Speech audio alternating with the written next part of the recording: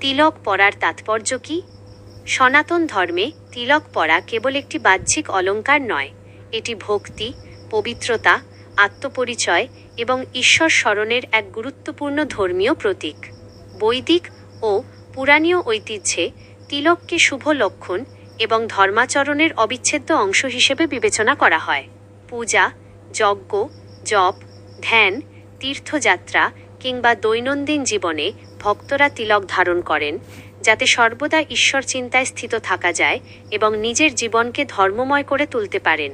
বৈষ্ণবরা সাধারণত গোপীচন্দন দিয়ে ঊর্ধ্বপুন্ড্র তিলক ধারণ করেন। এই তিলকের দুটি ঊর্ধ্বরেখা ভগবান শ্রীবিষ্ণুর চরণযুগলের প্রতীক এবং মধ্যভাগ তুলসী দেবীর প্রতীক হিসেবে বিবেচিত হয়। শৈবরা ভস্য দ্বারা ত্রিপুন্ড্র তিলক ধারণ করেন, যা দেহের নশ্বরতা, বৈরাগ্য ও শিবতত্ত্বের স্মারক। অন্যদিকে শাক্ত সম্প্রদায়ে কুমকুম বা সিঁদুরের তিলক মহাশক্তি ও দেবী শক্তির প্রতীক হিসেবে ব্যবহৃত হয়। এভাবে বিভিন্ন সম্প্রদায়ে তিলকের রূপ ভিন্ন হলেও এর মূল উদ্দেশ্য এক ঈশ্বর স্মরণ ও ধর্মনিষ্ঠ জীবনযাপন।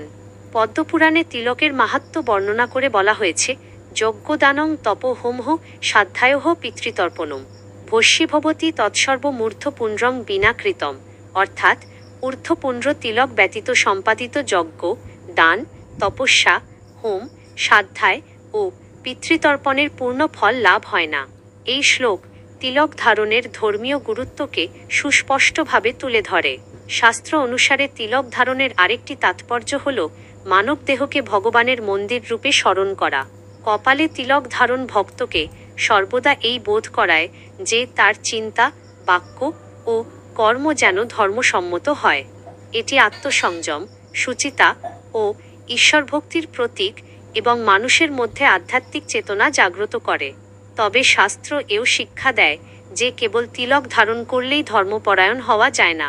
সত্যবাদিতা, দয়া, শুচিতা, সংযম, সদাচার এবং ঈশ্বরভক্তি এসব গুণের সঙ্গে তিলক ধারণ করলে তবেই তার প্রকৃত মাহাত্ম্য প্রকাশ পায়। বাহ্যিক চিহ্ন তখনই অর্থবহ হয় যখন তা অন্তরের পবিত্রতা ও ভক্তির প্রতিফলন ঘটায়। অতএব তিলক হল ভক্তের আত্মপরিচয়ের প্রতীক, ধর্মীয় শৃঙ্খলার চিহ্ন, ঈশ্বর স্মরণের মাধ্যম এবং আধ্যাত্মিক জীবনের এক পবিত্র অনুষঙ্গ।